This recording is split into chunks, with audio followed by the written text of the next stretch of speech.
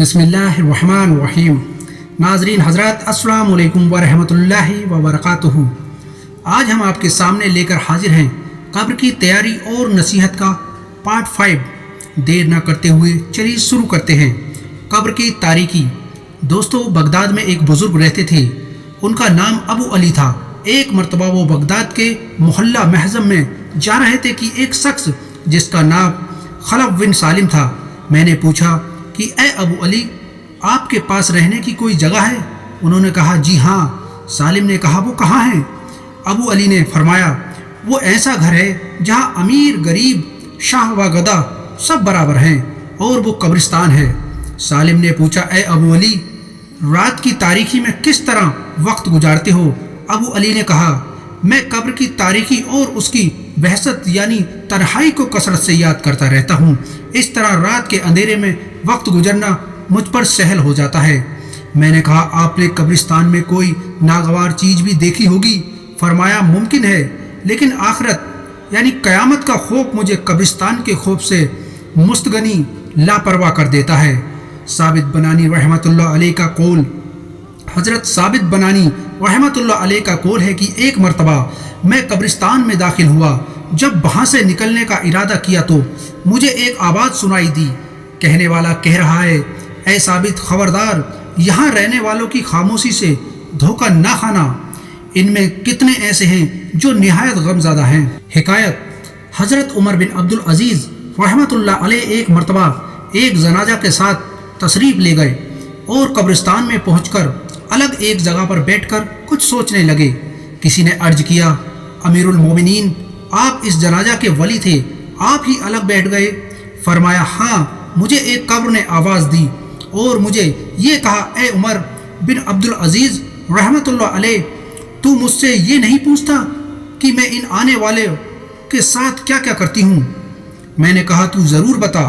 उसने कहा उसके कफन फाड़ देती हूँ, बदन के टुकड़े टुकड़े कर देती हूँ, खून सारा चूस लेती हूँ, गोश्त खा लेती हूँ, और बताऊँ कि आदमी के जोड़ों के साथ क्या क्या करती हूँ।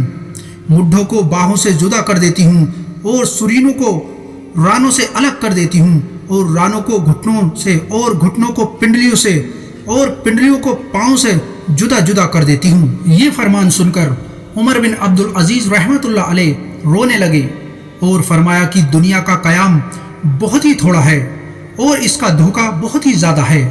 इसमें जो अजीज़ है आखिरत में जलील है और इसमें जो दौलत वाला है वो आखिरत में फ़कीर है। इसका जवान बहुत जल्दी बूढ़ा हो जाएगा, इसका जिंदा बहुत जल्द मर जाएगा। इसका तुम्हारी तरफ मुतवज्जो होना तुमको धोखे में न डाल दे। हालांकि तुम देख रहे हो कि ये कितनी जल्दी मुंह फेर लेती है और बेवकूफ़ वो है जो इसके धोखे में फंस जाए। कहाँ गए इसके वो दिलदहा जिन्होंने बड़े बड़े शहर आबाद किए, बड़ी बड़ी नहरें निकाली, बड़े बड़े बाग लगाए और बहुत थोड़े दिन रहकर सबको छोड़कर चल दिए।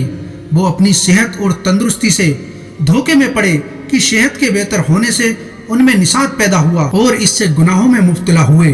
वो लोग खुदा की कसम दुनिया में माल की कसरत से काबिल रश्क थे, बावजूद कि माल के सामने में उनको रुकावटें पेश आती थीं, मगर फिर भी खूब कमाते थे।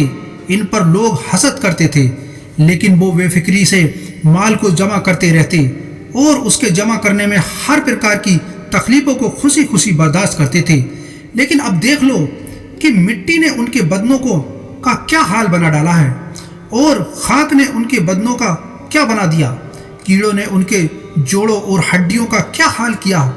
वो लोग दुनिया में ऊंची ऊंची मशहरियों और ऊंचे ऊंचे फर्शों और नरम नरम गद्दों पर नौकरों और खादिमों के दरमियान आराम करते थे। लेकिन अब क्या हो रहा है? आवाज़ देकर उनसे पूछो कि क्या गुजर रही है।